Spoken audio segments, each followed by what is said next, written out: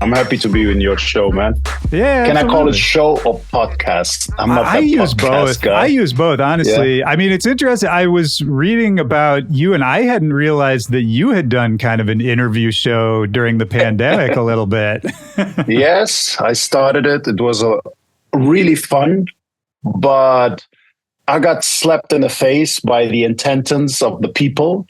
You know, you see how many people are watching. It started like with a big hype and very great. And then when I started to have interesting guests, which are not related to my bubble, I saw like the numbers dropped. Yeah. And at one point, I was not clever enough. I was just a rookie doing that. Instead of ignoring it and just go ahead and having fun, I was paying too much attention to it. And I felt like a disrespect to the artist that I invited. And then I was like, you know what? I mean, I'm trying to give you something nice during pandemic. You're not having it. Well, because it was all about DJ sets at that time. Right. You know what I mean? And I felt I didn't jump on that train until the very last. I gave them one where I invited through Zoom all my friends. And it was more like for my friends, DJing for my friends, instead of going somewhere and doing it, you know? I did it. Yeah. I felt the pressure, not the pressure. The fun was not there. No, I know what you mean. I did the same thing. This podcast kind of turned into a streaming show for a couple of years during the pandemic. I was doing like a little Twitch deal. And yeah, it was weird when you start being aware of people in the chat and comments, and you're looking at the numbers while you're trying to concentrate on talking to somebody.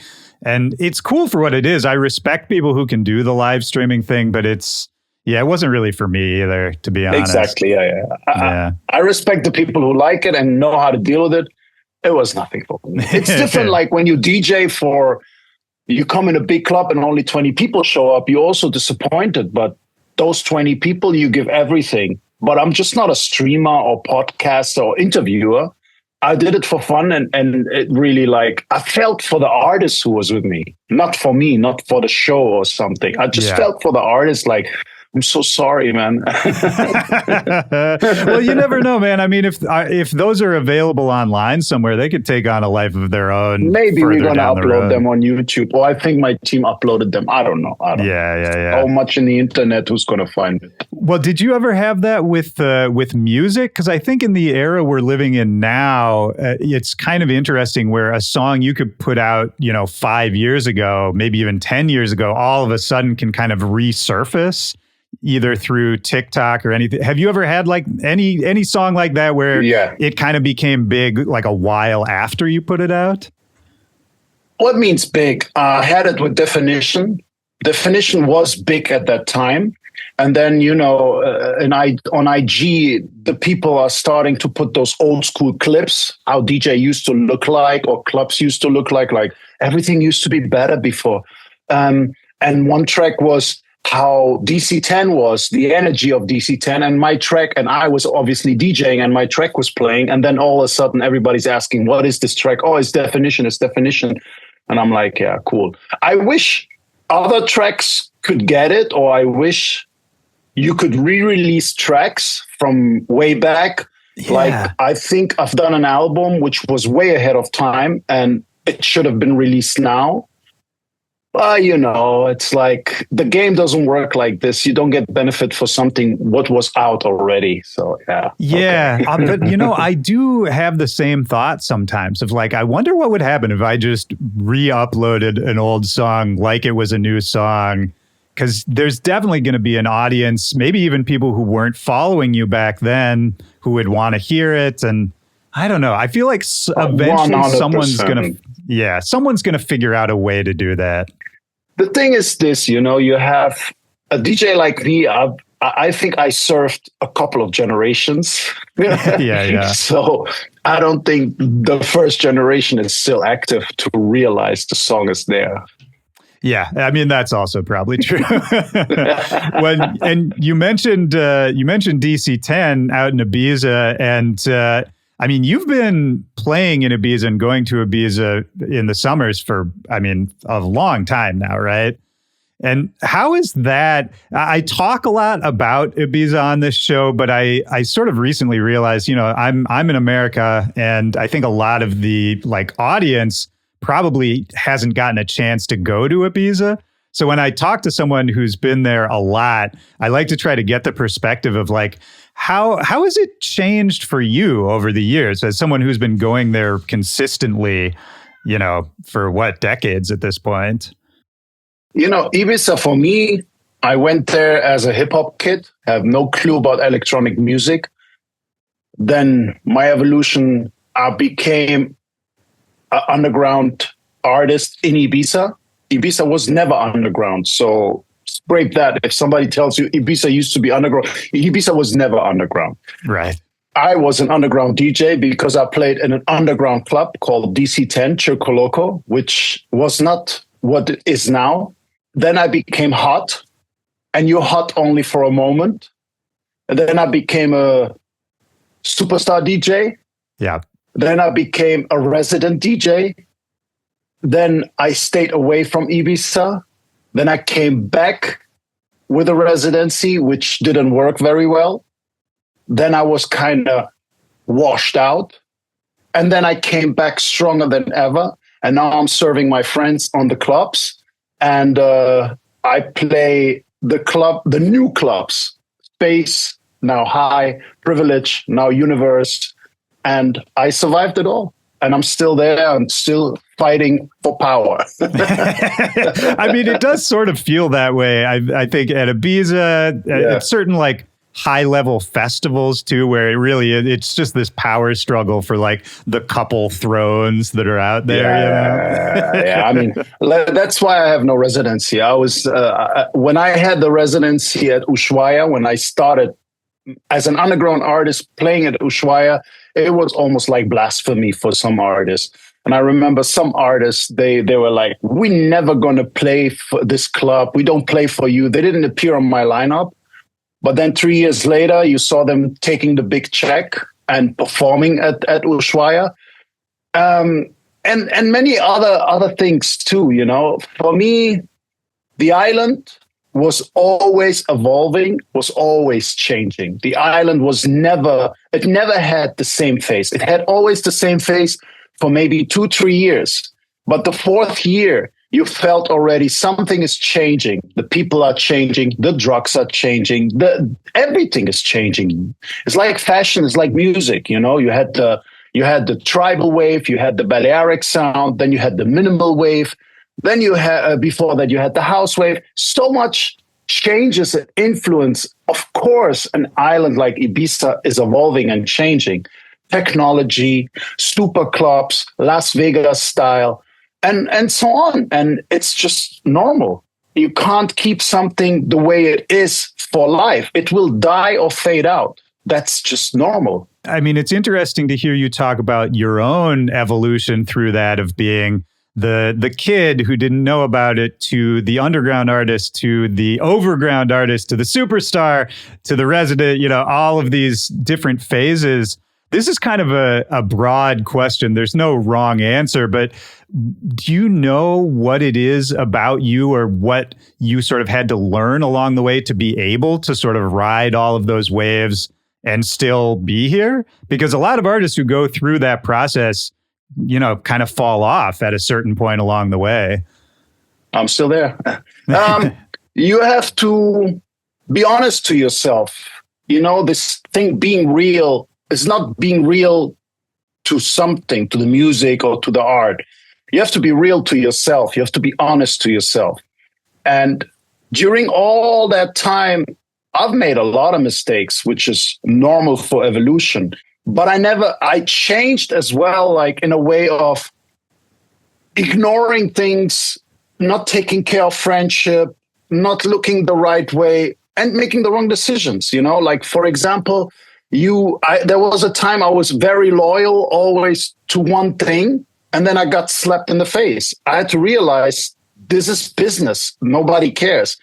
Then you change to this organization.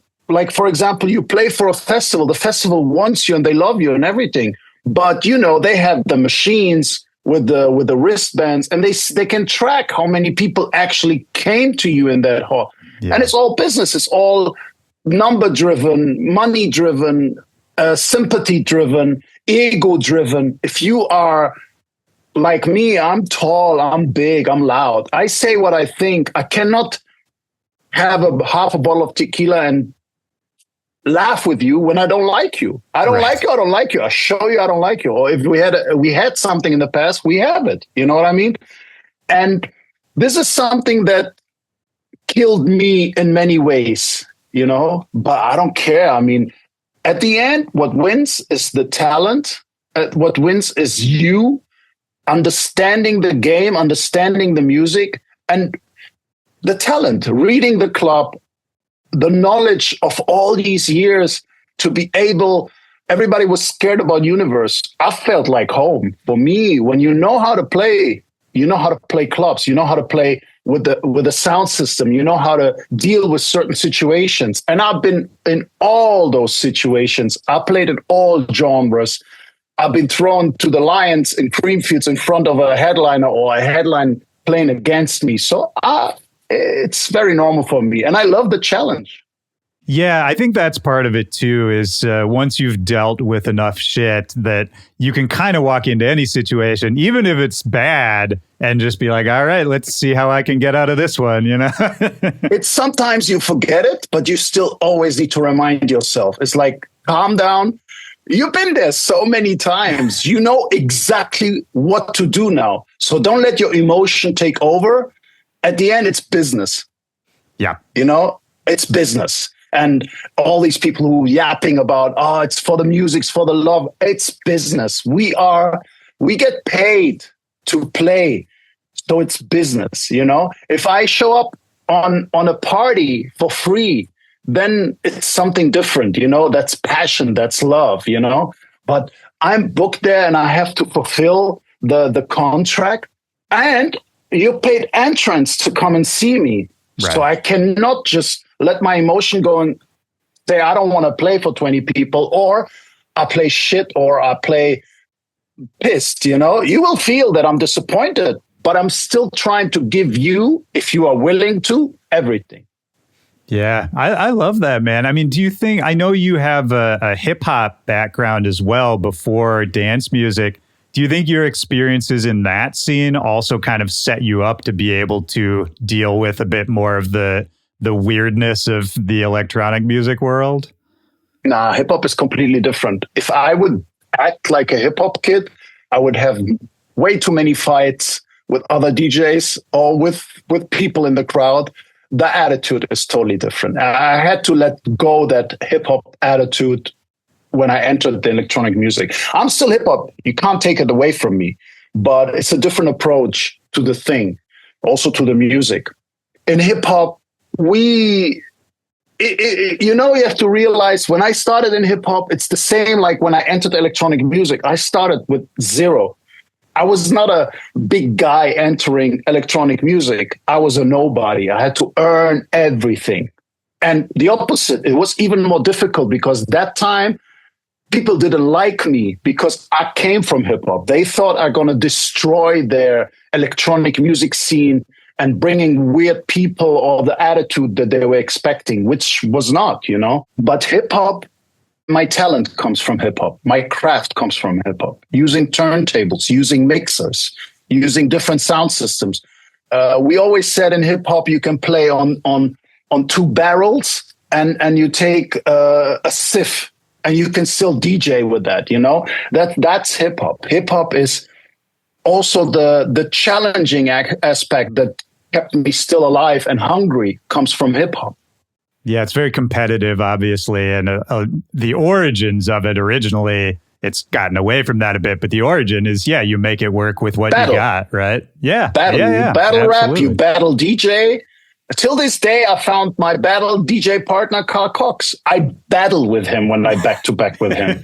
It's not like I play you this. It's not like a football game, you know, like I give you this pass, you can score now, or I give you this, you can drop now. No, with Carl, it's the opposite. And I love that. This is for me. That's why I love this guy. It's like It reminds me to hip hop. It's like, you playing this? Wait a minute. I'll make your life miserable now. I love that, man. I mean, how old were you? Because you were still a kid when you were getting into hip hop and like starting to perform that way, right? Yeah, I was super young. I started as a teenager. I was a teenager. I was like 17, 18, 19. I was not even able to enter the club when I started with hip hop. And I was already in that hip hop culture, because hip hop comes from the streets. I mean, I'm an immigrant kid. I grew up on the streets with different cultures. I grew up when somebody had a video of Michael Jackson, we were like rewatching those moves and try to imitate them, and so on. I had connection to, because Germany was under control from the US Army and the British Army in that time. And we had access to the base, to the U.S. bases in Frankfurt, Wiesbaden, and there we could like really get the guys that we met in the club to get us the Source magazines, Vibe magazines, to read about the culture and to learn more. Because Germany, there was no internet, there was nothing, And later, everything was accessible and then after, the same happened to me with electronic music. I was learning about it in the small, you remember back in the day, you go to a club, you found 15 magazines, small pocket magazines. And this is how you learn. You don't have this now, Maybe the scene is the way it is because you don't have the education anymore for the people. I think that's part of it. Absolutely. I mean, yeah. 100%. Yeah. It's funny. Like TikTok will give you sort of the random access history where it'll surface just random parts of old stuff. But it's kind of Willy, when you're on the right algorithm, yes. When you're on the wrong algorithm, you don't get that. Well, that's what I mean. It's like it's not really up to you. And if someone wants to nerd out and do a deep dive, I think it's a lot harder now. Yeah, well, hard. I don't maybe know if not. it's harder. No, yeah. I think when you really want to know about music history, look, I come from hip hop and I learned it. I ended up at Mike Banks' Underground Resistance as a hip hop kid. Wow. So I made my research. I met those guys. I was blessed that they invited me. My first time playing in Detroit, they invited me and I could extend my horizon for music and understanding what is what. But I took it very serious in that time. So I did what a journalist did. I was like checking backgrounds of all DJs, music styles, where they come from, why they like this, until a point when it was done. You know everything, there's nothing more you can add to it, and then it's just to pass it over to the new generation. But then I felt old doing that. I felt old sitting in panels and talking about music and talking about how the club was. So I stopped it. And I felt old talking on and on about it. And I felt old playing it. This is, I'm 27 in this. And when I go to the club, I'm still 27. Why 27? Right. Because with 27, I had the greatest time ever. Being free of everything and going bananas. And this is still in my head. And that kept me young. Yeah. I mean, it's funny. I think part of the reason for me, and I think for other people who do this kind of job, is you get to still live in that age and that experience, as you can just keep kind of revisiting yourself at that age and checking in with, because at that age, it's like that's, not only are you having the most fun, but I think you're the most connected to the culture and to the music and to really the heart of it. And then as you have a long career, like we've been talking about, it can get harder to stay connected to like that vital part of it. We were talking about how it becomes a business and there's all these other considerations. And I think that's so important, man, to keep trying to sort of just put yourself back into that kid's headspace, In that moment, yes. But yeah, you're right. You cannot attend after parties. You cannot go to a friend's house after the party because your flight is at 7 in the morning, it's like, and you got to get back to the studio and you got to do something. And that's why, I am free in that moment with the people. And that gives me the biggest joy. And that's why I'm still happy to be a DJ and to produce as well. Sitting here in my studio and produce, I put myself in the same zone, you know? I'm like, I cannot think like a youngster anymore. I'm not that free anymore, which is sad sometimes, but I get inspired listening to the youngsters. Yeah. Well, lately also difficult in my bubble, but there are so many bubbles where you can get informations and inspiration and try to implant them in your own world. And that's the beauty of it.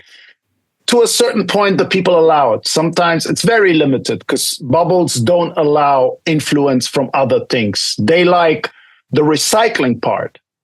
But I cannot give you for the 500th time, You Gotta Show Me Love by Robin S. That doesn't work. Robin S. was good in a time, but it's not good in this time. Or a young kid like Skrillex comes and he chops it up and calls it dubstep, then I like it. Yeah. Yeah, I feel like 1 in 10, there's a couple people every 10 years or so who come along and really just like flip the table over like Skrillex did. And that's always so exciting because then you realize, oh, that could happen at any moment and anyone could do it. And that's sort of the excitement for me too, is like, yeah, not just being the young kid, but also having that excitement of discovery that you have when you're younger, where everything's exciting and everything's new. The more you can find that too, man. I mean, I want to kind of use this conversation to talk about your new album. But before we do that, the last point I wanted to make, just for people who may not know about your hip hop background, because I think that plays into the new album as well to a certain extent. Like, I just want to make sure people understand, like, you had a full career in hip hop, right? I mean, you were a DJ, a rapper, a dancer. You were touring with major hip hop stars at a certain point. How does that happen for a Tunisian kid living in Germany? I was hip hop to the fullest, and everybody here in Düsseldorf where I live, they knew it. They knew I'm the access point for that. If it's knowledge, if it's name belts, if it's the first cap, I had it all. And I knew exactly how to discover it and find it.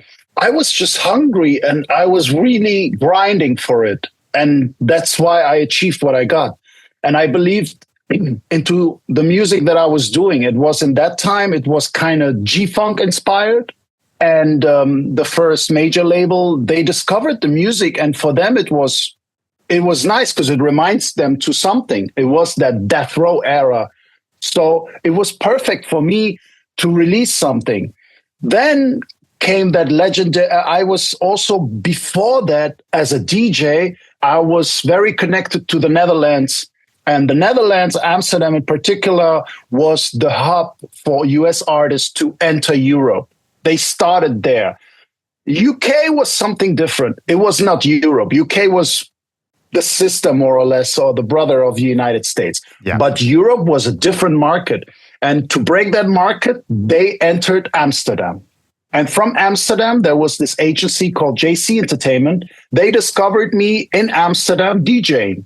And they loved the way I was and how I was DJing and how I was using the mic, that I was a rapper, that everything, that they offered me all the artists that comes from the Netherlands to Germany or to Belgium or to Switzerland, Austria. They took me as a DJ into their team to open up for those artists. And then they invited me even to Amsterdam. And so I was on stage with the Notorious B.I.G., Junior Mafia, you name them, Mary J. Blige, Jodeci, Aaliyah, Big Daddy Kane, all of them. Crazy. As a rapper, I was blessed to be asked by certain organizations to be the warm-up act. I did Naughty by Nature, I did Big Daddy Kane, I did Jamiroquai, and then some R&B acts like Usher, Ice Cube, Ice-T. And then came the big facts, I remember, to the label. Invitation by Sharita Knight, the ex-wife of Suge Knight. We want Dice and the Deep Cover Click to do the Snoop Doggy Dogg and the Death Crew, the whole European tour. Wow. That was for me like... a blessing. I mean, was that the first time you had really gotten to tour like that as well? Yes, on a professional tour with tour bus. I mean, even though we didn't have a tour bus, we had like a Sprinter, but he had the tour bus. Right. But being able to following them from city to city and seeing how everything works behind in a professional way and hanging out with them. I mean, it was Snoop, Daz, Nate Dogg, his uncle, DJ Jam, Trey Day from LBC crew. So he brought a bunch of people. Get to know these people, see how professional they are and what cool guys they are. Especially, you're always scared to meet a celebrity artist that you love, because sometimes he can be an asshole, and you would throw away all his records and all that shit. Snoop, the nicest guy, the nicest person, all of them, the nicest guys. And until now, I was a fan. I'm still a fan, and that was a great moment in my career. In '96 was the last gig we did in Munich, but after that, I quit hip hop. Was that related to sort of the changing winds in hip hop in general? Because that's around when it was like the shiny suit era was about to start. It started for me with the internet. Everybody had the music. It was nothing special. Before, people used to come to you because you had that record collection. Right. Then the CD burning era come. AV8, Armand Van Helden with his mega mixes, where he mixes like all the 10 records together.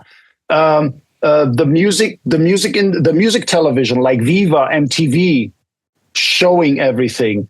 Everything was accessible. The radio that started to play Coolio, Gangsta's Paradise, and all that. It was a mix of everything. And in Germany, German hip hop was getting super strong. There was no room for me to rap in English. And also as a DJ, you had after work parties. It was not anymore, how can I get... the hip hop clubs used to be like Berghain. It was not easy to get in. You have to dress to impress. You have to have girls. You have to look like you belong here. It was not, you can go in a training suit. You had to look cool. You had to do something for it. And that disappeared. All of a sudden you had like after work people in a suit dancing to Snoop Doggy Dogg. And the DJ was playing his burnt CDs that he got from the internet. That was the death. And hip hop was also not evolving. Back in the day, I couldn't get jiggy with it, you could say. Right. Literally. Yeah. And I discovered electronic music because it was always next door. And it was more exciting. And I remember I was a hip hop DJ in Miami, and Timo Maas no, it was not Timo Maas. It was Paul van Dijk's team. They knew me from the hip hop parties. They invited me to watch Ultra. And Ultra used to be at the beach in North Miami Beach. And I see Hybrid and I see Paul van Dijk. And I'm like, I saw the people going crazy on certain things. And I was asking, wow, they know all his music? And the guy was looking at me, he's like, music? No, they don't know the music. It's him DJing.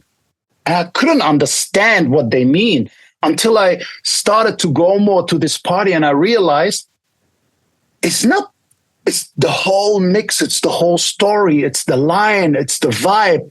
I'm like, oh my God, this DJ plays with the emotions of the people. Yeah. It's not playing a killer track. It's about music back in the day. Yeah, and that made a click for me. Oh, that's interesting, man. Yeah, and the journey of it too. Were you producing back at that point as well? Electronic music? Or just in general? No, nothing. I stopped producing for a long time. I mean, I stopped even before Snoop. I stopped producing because after Snoop Dogg, I was the cool guy. I didn't need to go to the studio and do music anymore. I'm big. And no. I was not doing anything, so I had no clue how everything worked and everything. So it was more exciting. How did you learn? I mean, not only how did you learn to sort of like DJ in that new perspective, but like to produce dance music. I mean, that's a whole different beast too. To DJ is easy because after the club, you drag your 5, 6 friends to your house and you do the after party in your house, and everybody has to listen to you mixing. It was terrible for them, but I don't care. They had to go through that over years, and sometimes you brought different people and you were the DJ. So you were playing for 6, 7, 8 hours, the next day, the money that you make, you spend it in a record shop, vice versa. You go back. And to produce, I never thought I was with a couple of people try to understand, but I had no clue. Also, the technology was different. All of a sudden, you worked with Fruity Loops or with programs, Logic by that time. Way back, we were using just machines. It was the Akai sampler, it was an MPC, and you were designing your beats. And then I met Timo Maas, and Timo Maas introduced me to his producer, Martin Buttrich, back in the day. And this was the time when he invited me to the studio. He's like, I would love to make music with you. And I'm like, look, I have to learn how to make it because I don't know that much anymore, but I know what I want. And it clicked right away. And I was learning from Martin quite a lot, but Martin was technically such a genius. It was not easy to understand what was he doing, playing with the frequencies and all that kind of stuff. And I learned, okay, you have to learn about the whole thing, but you have to do what you are best in. Yeah. So my best thing was really the arrangement, the mixer. I was a DJ. So for me, tweaking the sound, designing it, arranging it, finding the sounds, that was my quality for him. I can kind of see that. I mean, to bring it forward to the Purple Jam album, I mean, it's really interesting hearing you talk about kind of how you started learning there, because I almost feel like I can hear some of that in the new album as far as like, just the arrangements are really on point. And even, you were talking about how you were sort of the nerd in terms of going back and doing your homework of learning about the history of where all this music comes from. There's a few tracks on there that really reminded me of like references to older eras, different times, almost different production methods. Like I'm bouncing around a little bit. You mentioned Carl Cox and the track Roadrunner that you did with Carl Cox on there. It has these these like old breaks, loops in them. It sounds like, I don't know what you did, but it to me sounded like you were sampling old records almost, in the way that dance producers used to do when like looping was still a little imperfect and it wasn't always possible to perfectly quantize everything. And maybe some of the samples were a little dusty or there was a scratch on the record. Like that track Roadrunner with Carl Cox really reminded me of like the loop production of the 90s that I really, really loved. And I hadn't heard anything like that in a while, man. It was cool.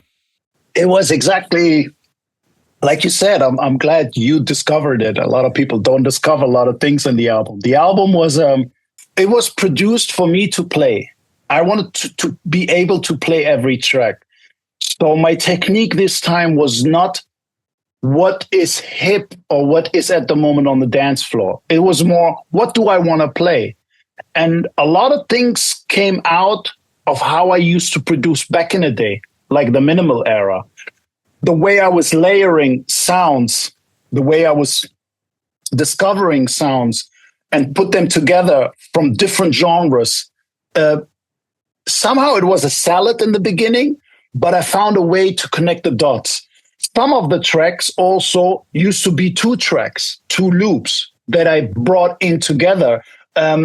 Everything made click after talking as well to artists.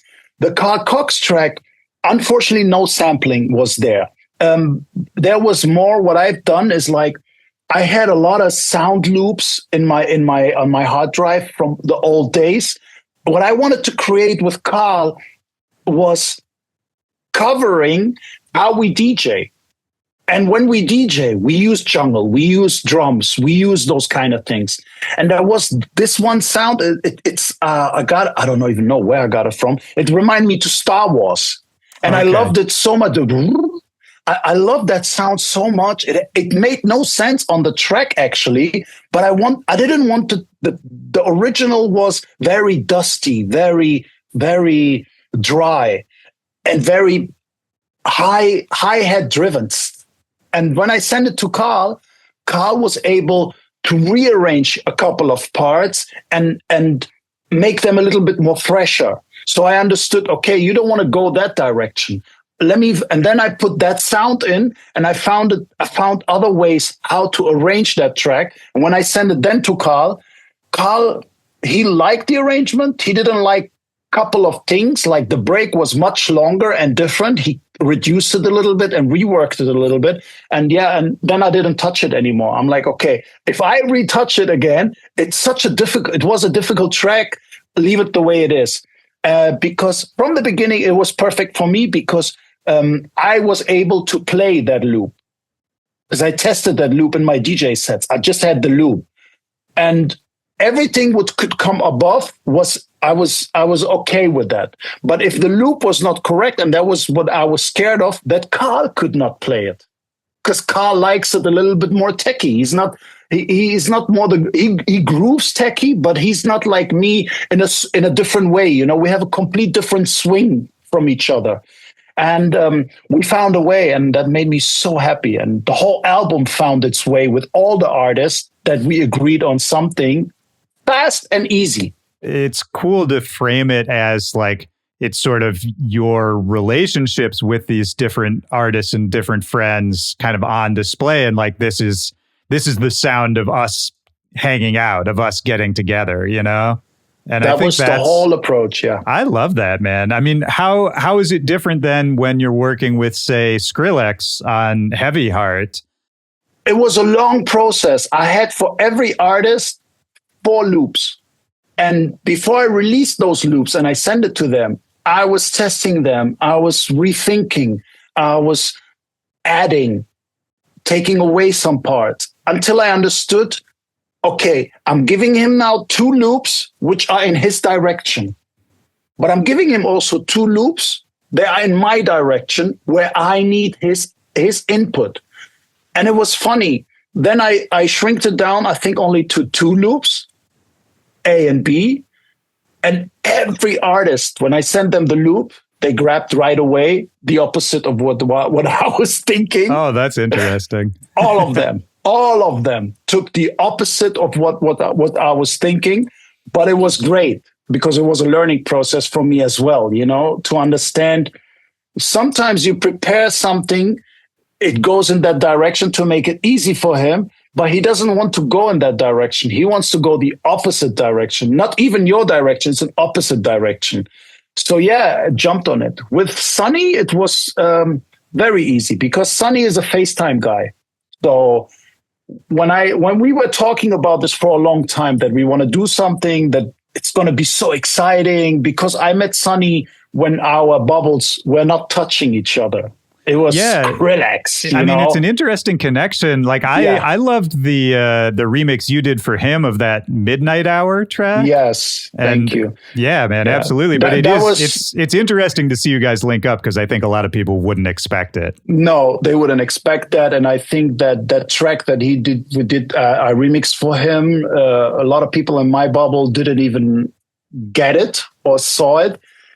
And we stayed cool for a long time till now. And we were always talking to do something together. And then, when I was planning the album, he was number 1, option A and B and C and D and everything. There was just this guy. And when I texted him, right away, yes, dude, let's do this. A week later, he FaceTimed me. He's like, oh, you have ideas? How should we do it? Because I'm busy, you busy, how should we do it? And I'm like, look, I'm preparing some stuff and I send it to you. And when I send him the tracks, he didn't reply, as usual. Yeah. And then I think a month later, he's like, hey, send me those links again. I lost them. So I send him the links. And in the night, he FaceTimed me. He's like, listen. And he had a track. And that was a complete different track of what it is then after. Because then it sits down. He was not happy. He deleted the Dropbox link. And I'm like, And then we worked on he sent me something. I liked it a lot. I had to redo the arrangement and certain things because in his world, the music starts different than it starts in my world. And also, well, the way I wanted to be able to play it and not insert it into a certain time or something. So we were like a little bit back and forth with that until we agreed on something. And then, that track was cool until he said to me, he's not bringing out the track. He's going to stop Skrillex. Skrillex is dead. I'm like, what are you talking about? He's like, and then I understood he had this old contract and he went through hard times. And he's like, And I was down. I was like, bro, what do you mean? I'm in the middle negotiation with the label and you're going to take out the track? What do you mean? Oh, it was a little bit frustrating, but it was like a miscommunication between us. Of course. He was stressed. I was stressed. And then he reworked the track again because there are three versions actually of this track. And they all sound completely different to each other. And the third version was like, we had the talk about old music and he was interviewing me and I was playing in my record room old minimal music, Danny Tenaglia, John Digweed, Sasha. I was playing him all this music. We were talking. And then he had this idea of he has to connect the dots between the Skrillex world and the Loco Dice world. But not now. We have to bring the whole time in it. But we had that Fireboy vocals. So they had to fit somehow on top. Right. And they were like the cherry on top to make everything sweet and nice. Yeah. And Heavy Heart was a masterpiece, I would say. I really love when the Fireboy verse comes in. It's like the song just opens up in this really unexpected, really like emotional way. And I think there's something to, obviously we spent a bunch of time talking about your hip hop background. And Sonny, even though he doesn't exactly have a hip hop background, I think one thing you guys both share is that you're very good at navigating the line between dance music and hip hop without kind of spoiling it on either side. And I think it's very hard to do. So many dance producers try to bring in hip hop elements and it either ends up sounding corny or it ends up sounding forced. And I think both you guys are kind of some of the best at it right now. And I think that's part of it with the Fireboy verse and kind of how I hear that track anyway, is like, is there a science to like using those hip hop influences without sort of pushing it too far one side or the other? Willy, I am the founder of playing this hip hop on electronic music. Before me, it was Sneak, Armand Van Helden, who had that kind of title, Yeah. But I was the one who always played hip-hop vocals, cool hip-hop vocals over electronic music. In my early DC-10 times, it was like this.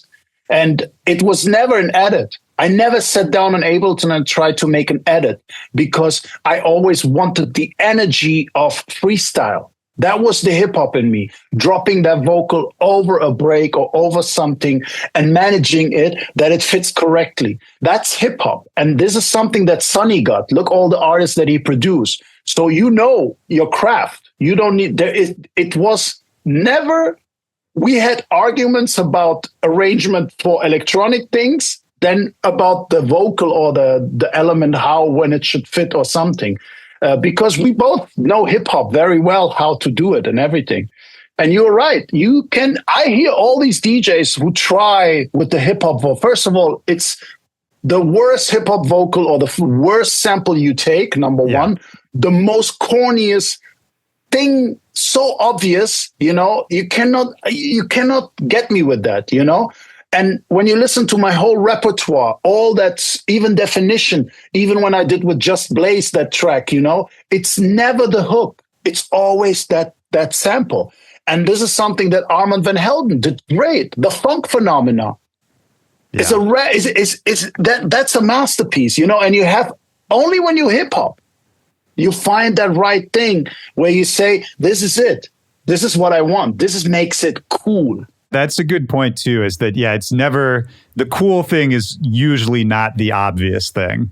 I think hip hop was always and is always cool, and then obviously There was a time when Travis Scott was big, and we put those, I remember dropping Travis Scott vocals and I inspired the kids. 5 months later, 2 months later, you get like a Travis Scott edit with exact that sample that you use. Yeah. And it was great in that time. I'm like, okay, cool, I can play it, But now we're in a point where Afro House, the new radio pop, took over. And it's just so yeah.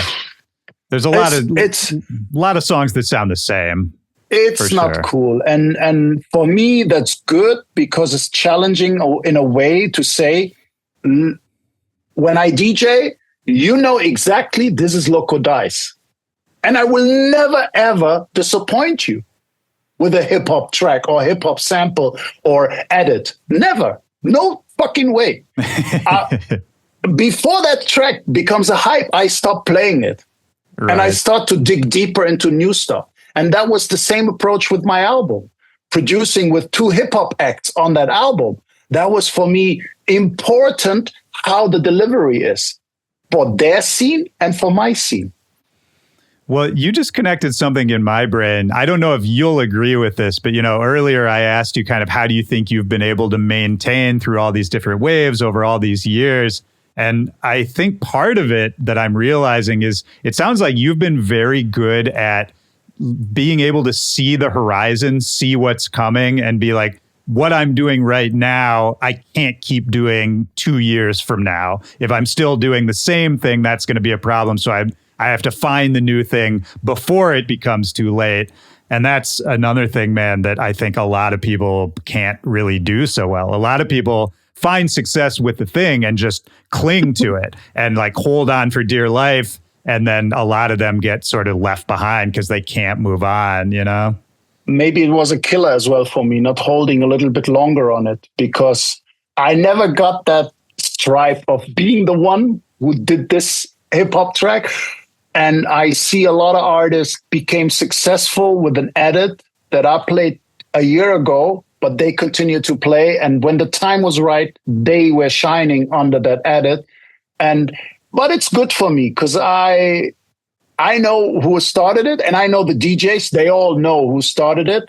And it's for the cool fans and for the hardcore fans to know what was going on, and this is what I mean when I told you I will never disappoint you, when you're a hardcore fan and you know me and you know my evolution and you agree with my evolution. There's also a point, you have fans who are there for a period and they get stuck in that time frame, sound design frame, and they are not accepting change.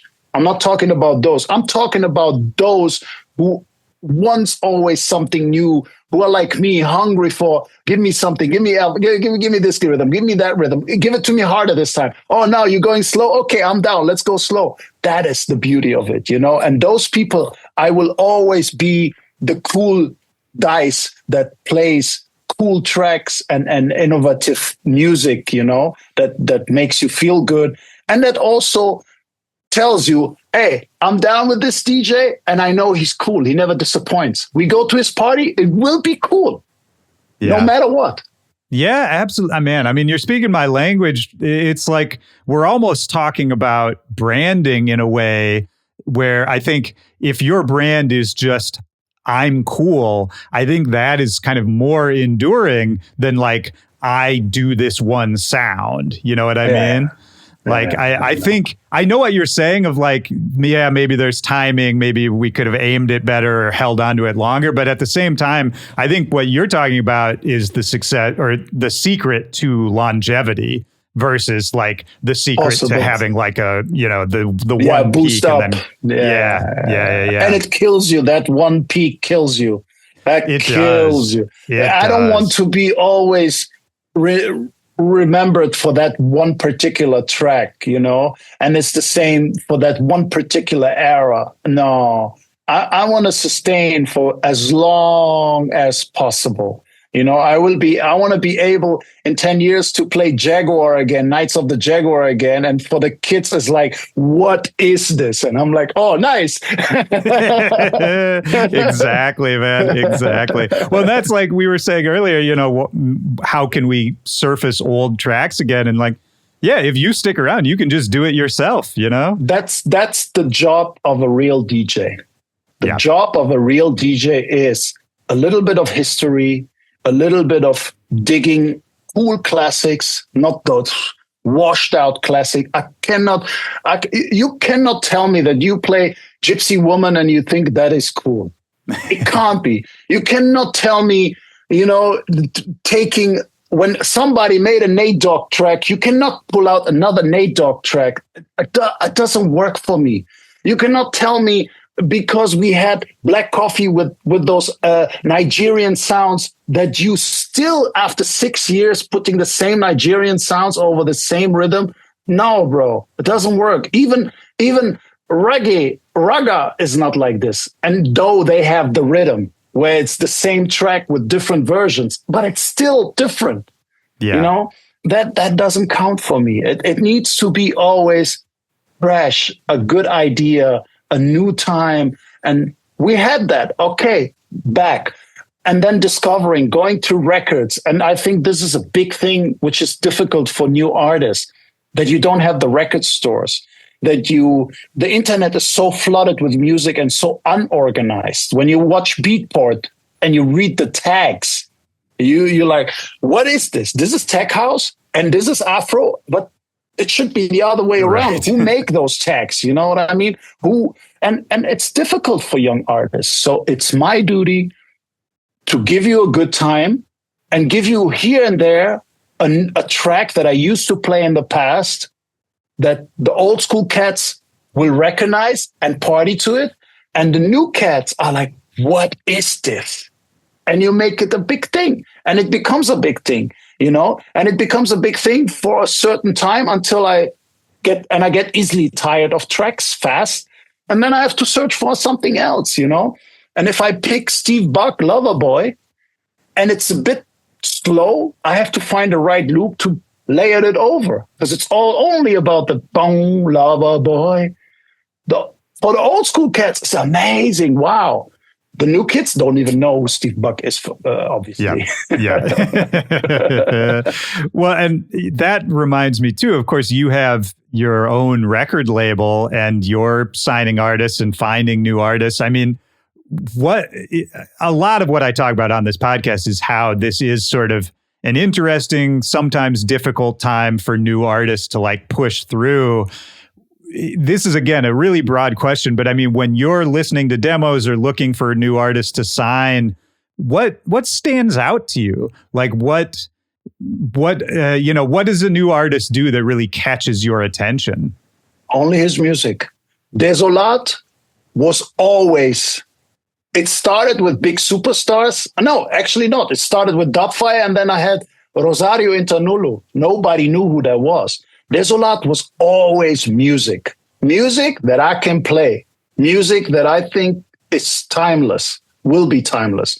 We had hits on Desolat, but sometimes the artist didn't make it big. His track was bigger than the artist, Yeah. We had Desolat artists that didn't release hits on the label, but they were superstar DJs or became superstar DJs. Bringing back Desolat to life after the pandemic was like, what music? And when I hired a new label manager that takes care of the business of the label, he was like, yeah, we should ask Jamie Jones. I'm like, why? This label is not number driven. This label is my music, is my repertoire, what I play. When it finds its place in my sets for a long time, and I believe in the quality and that it's an add-on for the next thing or an add-on for the music scene, the music culture that we are serving, then it gets its place on Desolat. It was never about the artist. Most of the artists that I release are no-name artists with no followers, almost nothing. Some of them are monsters like Relo, Mene. They are monster producers. They never made it to the DJ circuit to be big, big, big, even though their tracks being played by everyone. It's a weird business, you know what I mean? And I have people that maybe got 500 followers on Instagram, for example, you know, but I don't care. His track rocks. But it was just that release. And then he sends me all the music and I'm like, unfortunately, it was a one-off, you know what I mean? Yeah. But it's okay. But that's label work, you know? We are an underground label that release music that serves for the DJs, for the dance floor, and to try to stay for forever, you know? And that's there's a lot. This is how I do it. With SB recordings, I want to go a different approach. I want to go more big room. I want to go more, not timeless, more for the time. Like now, big bang, boom. And maybe tomorrow, oh my God, I can't hear that track anymore in my life. But every label has its purpose. That's a good note for up and coming artists too, when they're trying to think about where does my music fit or who's going to like this, is that, you don't really have to, decide necessarily. You just have to figure out, this is what I love to make. And where does this fit in? Who would like this? You just have to find the one person, right? Exactly. Who would like this? I don't know. You know, I have like the two artists I name you. There's this young kid from Peru called Sunday Noise. I will release a ton of his music on my label. Why? He cracked the code. He cracked the code of how the groove should be. He cracked the code of arrangement. He cracked the code of bringing different sounds, and I can hear them from different genres into that groove. Mene, a guy from Serbia, he knows exactly how to keep that track dry. It's broken.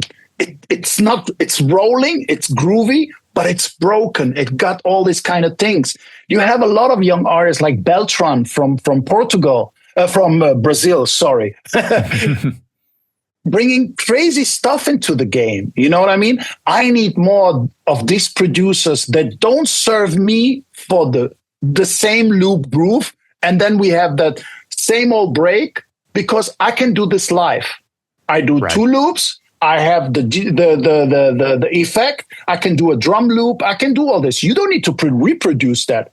Produce something crazy that I don't need to touch any of the buttons. Yeah. Then I sign you. That's a good point. Yeah, you're right. I should rephrase, because I didn't really mean thinking about who. It's not thinking about who would like this, but it's more thinking about what can I do the best. It's like what you were saying earlier about learning to produce, of like really honing in on what is it that I love to do that other people can't do as well, you know, and really. And what sticks out when I listen to all these tracks, they all sound the same. Sometimes I'm on a call with William Joko or with another DJ, and I'm like, yo, what are you doing? Well, I wasted 3 hours of my life listening to bullshit. Yeah, relatable. But sometimes you have days, and I was talking with Jamie Jones the other week about it, but then you have days, you hear those 4 tracks. They are so different that you're like, wait a minute, what is this? Yeah. And it doesn't fit somehow, but it's so fresh, I want to play it. And sometimes you have those days, you pick in 4 hours listening session, you pick 4 tracks. Wow. 3 of them make it to your set at the end, and maybe one of it make it to your label. That's how it works. I love it. You're right. Every 6 months. Yeah. But hey, man, that's that excitement of discovery, is you still got to spend those 4 hours, because the next one might be in there, you know? Yeah. Back in the day, it used to be an hour in the record store every week. Now it's like, more time, because it's so much. No, that's exactly right. Well, just a couple more questions before we get out of here. I wanted to make sure I closed the loop on a couple things we were talking about. You mentioned you were, sort of the first of your generation to really be mixing the hip hop vocals with dance music, playing it on those stages. And you also mentioned that, starting off in Ibiza, you were a nobody, then an underground artist. Did you get pushback from that, having that style and playing it in Ibiza and trying to get into the dance music scene with your own style that was a little bit outside of the norm? Was it tough at the time? It was very tough. When I was in Ibiza, I was playing also the Balearic sound. But I came from Germany with a French house sound, filter house. So when I started, I loved the filter house era. And I was, wow, that was my thing, which had also hip hop elements. Oh, absolutely. Then going to Ibiza, I was blown away by the Balearic sound, the rhythm, the percussions, the tribal. I mastered my craft so much. When I get back to Germany, it was so different music that it was very special. So I became hot. But then when I get back to Ibiza, it was the time Steve Lawler, everybody was playing Balearic sound. It was time for me. I have to click. I started to play minimal, very minimalistic tracks. That was the time when I played Steve Buck, Loverboy, and all those kind of tracks. And I was different on the terrace. So it was like, and I remember they punished me, the promoters, because they didn't like the music. And they punished me saying, oh, you like Ricardo, you're too weird. You have to play early. You don't play anymore at 4 o'clock. You play at 12 o'clock. But that was my best time, because at that time you had the gay corner, the guys without T-shirt. They loved this music. Right. You had the British people coming from space, from the old space for the after hours, because the terrace just opens at 11 or something. And I played at 12, 1 o'clock daytime. It right. was the weirdest time because you had too many overlapping people, and you had the locals, but it worked. So I was able to create my own crowd, my own dance floor with this new track. And every time I came on, I was different to the others because it was the whole time dum, dum, dum, dum, dum, dum. And then all of a sudden, ping, pong, ping, pong, ping. That was my breakthrough, you know. Wow, who is this guy? You know, and this is how Carl Cox came and Denny Tenaglia came. And they're like, who is this guy? We want to hear this guy, you know? And yeah, and the rest is history. I love that. There's a lesson in that too, man, of sort of building a coalition of different crowds, people who maybe weren't being served by whatever was happening at the peak hour, and kind of building your own community based on your own perspective, your own sound. Like it's hard to do, but that is a really good way to do it if you're able, you know? That's what I mean when we started to talk about it's your craft. You have to be able to play in any location, any party, any sound system. This is a learning process that you get in the beginning, in the early times of your career. In the early days, it's different now, you know? And that was for me. You had so much different cultures and scenes that you had to bring together. And that was the craft of DJing. Today, I see most of the artists, when I come to the club and they play before me, I never heard about them or something. Sometimes you have a cool resident, but most of the time it's a resident who is killing the effects in red zone, destroying everything. Of course, the crowd is going crazy, but with no respect to the night. Not even for me, but bro, we got another 6 hours to go. After me is another DJ. That's festival. That's not club, you know, and that's headliner, not resident, you know. Right. I understand. And that's the problem, you know. I always say, like, the good residents who become DJs after are those ones who understand the craft of playing cool music, different music to build up the night, and not to shine in that moment and have the Instagram post, you know. And most of them are still active as DJs now, and they made it. There you go. That's the other part of it too, is patience and, you know, being able to play your position. That goes a really, really long way. You sustain for a long time. 100%, man. Well, just to kind of wrap everything up here, because this whole conversation has been awesome, man. I love talking to you. It's so interesting. But I want to know, like, you still have all this passion and you're still, like, it seems like you're still a searcher. You're still trying to find new music, new sounds, new inspiration. I wonder, with anyone like that, where it comes from at the start. because it seems like you're interested in lots of different sounds and cultures. You're good at mixing together those influences to create kind of whatever your unique thing is. And did that start really young? Like, was it an immigrant thing of like hearing different cultures mixed with the culture you were living in as a kid? Do you think it kind of wired your brain a certain way? Am I on the right track at all? No, you're on the right track. I think so, because I'm a Tunisian, so I should be actually into Middle Eastern music, which I'm totally not, because I grew up Julio Iglesias, Carlos Santana. My mother used to play Julio Iglesias. He was performing in 5 or 6 languages. I don't know if you know that artist. He's like... I know the artist, but I didn't know he performed in all those languages. He was in Spanish, in French, in English, in Italian, in every language. And my mom had the cassette of each language. I grew up with that, listening it on the breakfast table until going bananas. Did she speak all those languages? No, but it was Julio Iglesias. Yeah. I remember my uncles, they gave me the record collection. In Tunisia, when you go in Tunisia and you hear the radio, it's Bob Marley. All the time. It's just Bob Marley, Alpha Blondie. This is what they listen to there. What part of Tunisia are your parents from, out of curiosity? We are from Kerkena, a small island. But when we went there in the summer, we stayed in the capital in Tunis or in Sfax or in Sousse. My family was spread around. So we started in the top and we ended in the south and we went back up. Okay. And my wife she lived in Tunis for a while, and I went and visited her a few times and went out to like Djerba and a few other spots. So I was just curious because I really I've never been to Djerba. It was amazing, man. Djerba. I can't imagine. Dude, Djerba, this is trivia. You may know this already, but that's where George Lucas got all the inspiration for like the sand planet in Star Wars.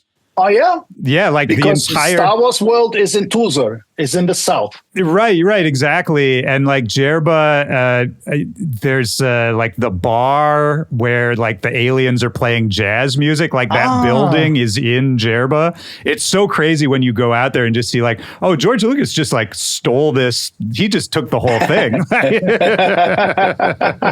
Good inspiration, my brother. Absolutely. But anyway, sorry, that was just an aside. No, I was listening. I grew up with Moroccans, with people from ex-Yugoslavia, Russians, Polish, Italian. I had all the cultures around me. People from Nigeria, from Ghana, Nigeria, from the Congo, from many places. And we were all immigrants. We were all one clique. It was like the United Colors of Benetton. Right. Politically correct, you say now.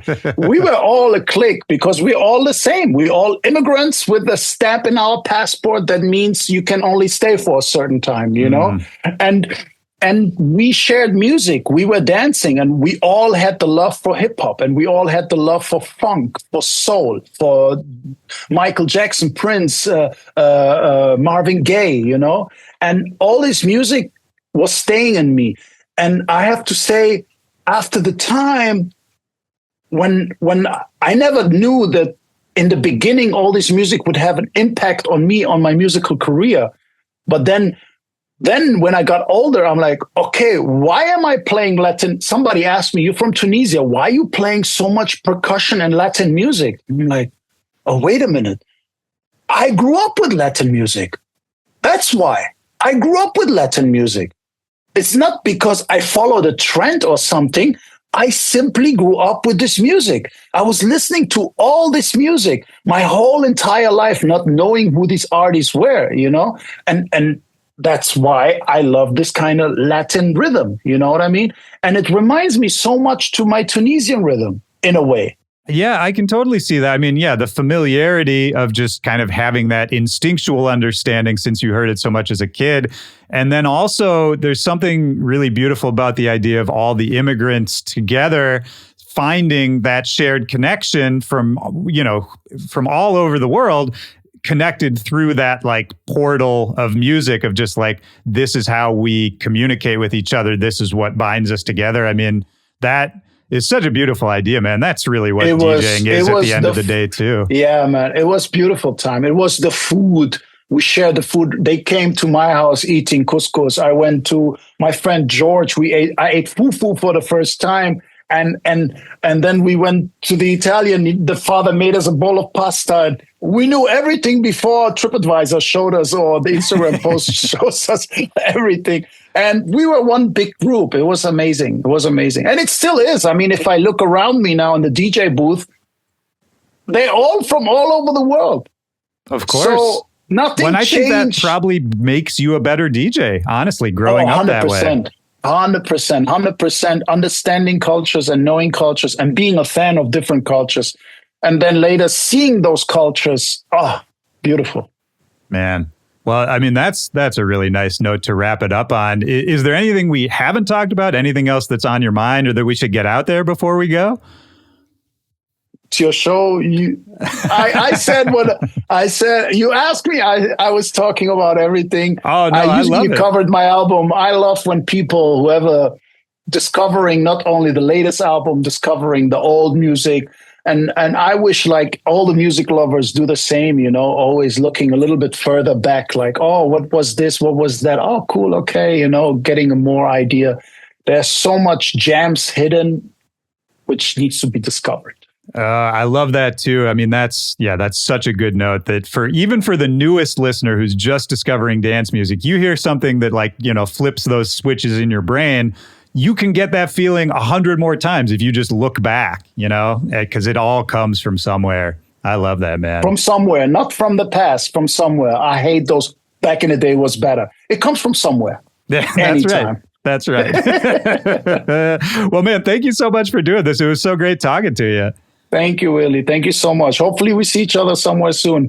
I hope so too, man. Yeah, I'm out in DC. So if you're ever out this way, hit me up. And are you based in Dusseldorf still? Yes, I'm based in Dusseldorf. I came back after my long journey living everywhere. This is where I grew up. This is where my friends are from. This is where my mom lives. Yeah. I feel connected here, arriving here. Nobody knows who Loco Dice is. It's just Dicey. All good. Yeah, it's kind of nice. Yeah, I love it. I love it. All right, man. Well, hopefully we cross paths one way or another. Thank you very much. All right, man. Take care. Peace out.